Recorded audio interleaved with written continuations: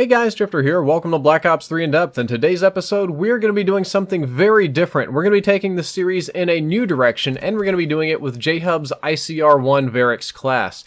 Basically, I have covered almost everything in Black Ops 3, but there is an insatiable desire for more Black Ops 3 In Depth and COD content in general on this channel, so I decided to do some class reviews. After this initial episode, I'm going to be taking class reviews from you, the subscribers, which you leave down there in the comment section, and I will be playing with your class and your recommendations, your perks, attachments, and everything else, and doing a full review on it, offering suggestions to improvement and everything else. But I'll have more details on that later. For today, we're going to be taking a look at JHub's ICR-1 Varix class. JHub recommends using the Ripper specialist with this one, which I will eventually end up agreeing with, but we're going to be using the ICR-1 assault rifle, which I have here with Dark Matter. We're going to be using the Varix 3 attachment, not the Recon or anything else. It's to create pure recoil reduction. We're also going to be running Rapid Fire, which I very rarely fool with, and Fast Mags, which is another uncommon thing on my classes.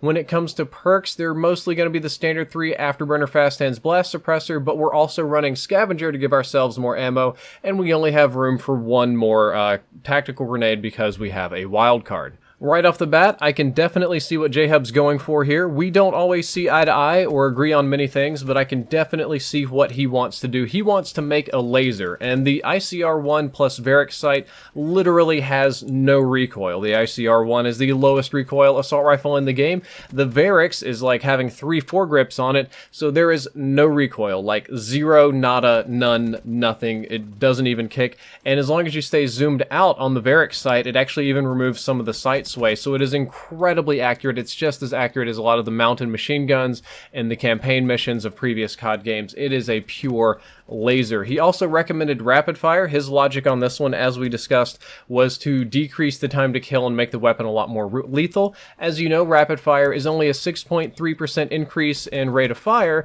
which, if you look at it mathematically, the original rate of fire of the ICR-1 is 600, and when you put Rapid Fire on there, it goes up to 638. If you're wondering how much difference 38 RPM is, it will kill mathematically 1 frame faster. So under ideal scenarios with Rapid Fire, this weapon will kill 1 frame faster, and it does feel better though. Even though it's very paradoxical, like mathematically I can prove that it's pretty much a useless attachment, but the feel of the gun does seem to be improved. He recommends Fast Mags, which will cut reload time in half. That's a simple 50% off the top, and with Scavenger, so you can spray a lot. JHub's logic on Fast Mags was it keeps you in the fight longer. You don't have to spend as much time taking cover and reloading, and since you're going to be spraying with this weapon and doing a lot of long range shots, and you'll burn through your ammo quickly, because this is a guy that really goes for high kill streaks and that sort of stuff, you need Scavenger so you can keep picking up the packs and keep picking up your tactical weapons.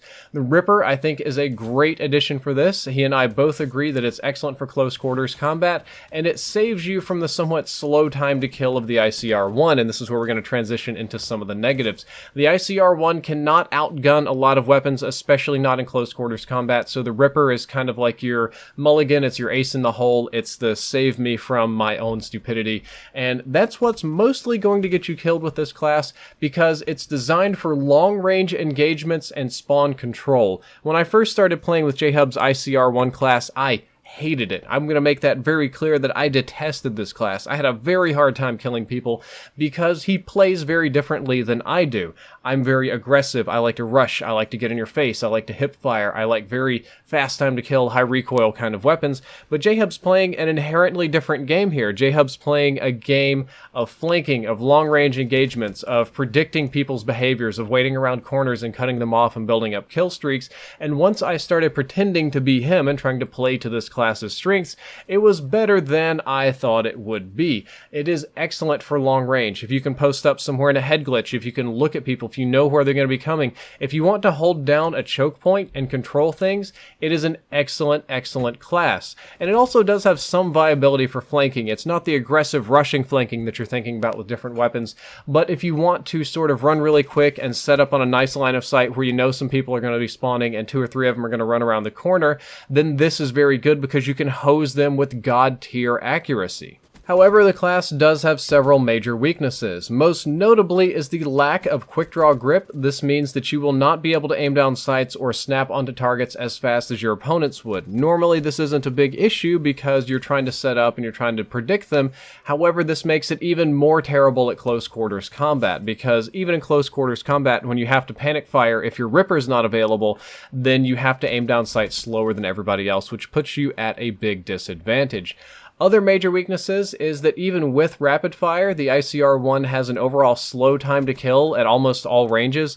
Most of the weapons in the game mathematically beat it out, and your strength here is that insane accuracy. You're not going to miss many shots. If you have any ability to aim and any skill at all, you're going to hit almost all of your shots, which is great and it'll feel good.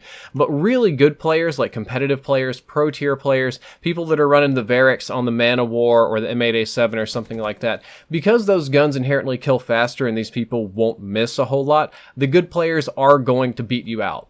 This is kind of a pub star class. This is a stomp the bad kids class. This is a catch people off guard class. This is not a I'm going to win every gunfight one-on-one class. The other good players will beat you in the gunfights.